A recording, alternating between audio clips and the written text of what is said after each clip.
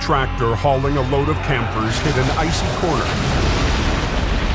knocking out a railing and plunging off the bridge into the river below. The main route for communities north of Whistler, BC, Highway 99, is completely blocked, stranding holiday travelers at the worst possible time. I remember when the call for this one came in. You were sitting in the office, the call came in, the RCP said, send me off a bridge. Could you get your guys on the road? Yes. And it was an old bridge. You and I pretty much knew exactly where this was because Yes. we'd driven this. This is on the old Duffy Lake. Yeah. One of the things I remember about this one was you were only a few hours away. Yeah. Because you guys are on the east side of the bridge. But the truck actually crashed on the west side of the bridge. Right. And they wouldn't let you guys drive through because they were trying to get those engineers to make sure the bridge could even Right. support the weight of a car. Yeah, so going the one route from Hope Yeah. or going around all the way to Vancouver, all the way up to 99, Whistler. yeah, and coming back around the Took Duffy. like 6 hours. When Yeah. you saw this video, what did you think? This guy's lucky when he went around the corner.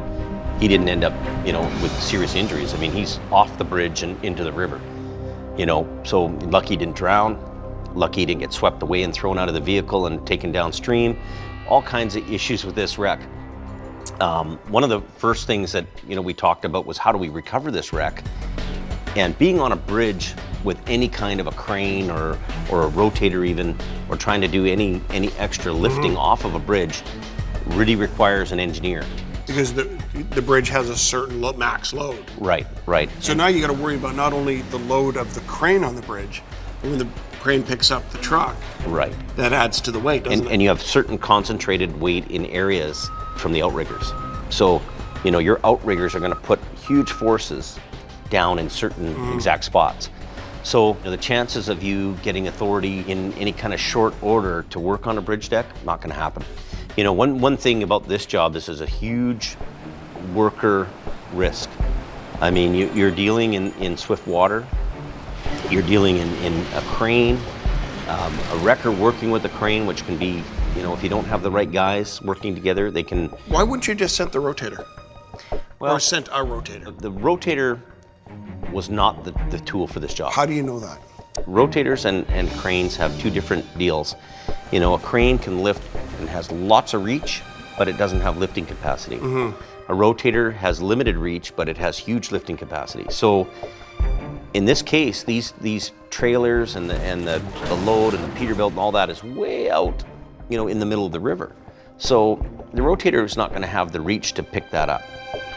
I mean, So unless you can be basically over top of the load, right. the rotator is basically not the right tool. Yeah, and we can't lift on the bridge either. So that's the closest proximity. So if you did have a rotator and you were in the middle of the bridge and you could swing over and pick those things up, it'd be great. But, engineers aren't letting us operate on that bridge. Right. Nor the crane, but the crane's got the reach. So those are the challenges we face in this whole thing. We're trying to take the pressure off the kingpin.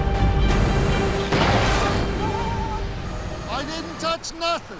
Let's get the crane on and see what we can do with the crane.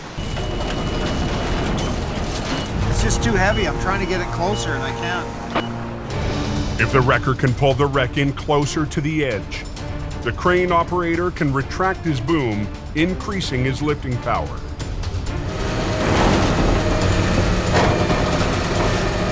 Okay, you're clear of the no post.